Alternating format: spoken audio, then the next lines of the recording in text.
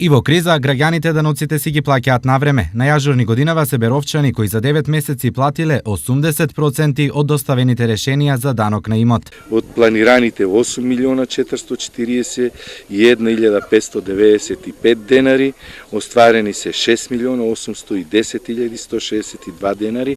Се гледа дека овие проценти се задоволувачки и јас се надевам дека во последниот квартал кој уште ни престои ќе дојдеме до оствареност негде до 97-8%. Освен во Берово, даноци бргу се плаќаат и во Пробиштип. Таму граѓани и фирми досега платиле над 3 милиони денари, што е речиси 70% од вкупните побарувања. Треба да бидеме задоволни со овој процент, бидејќи до крајот на годината очекуваме и другите граѓани и физички и правни лица кои што го немаат измирено данокот по добиените решенија да ја измират оваа обврска и очекуваме да биде процентот на реализација зголемен.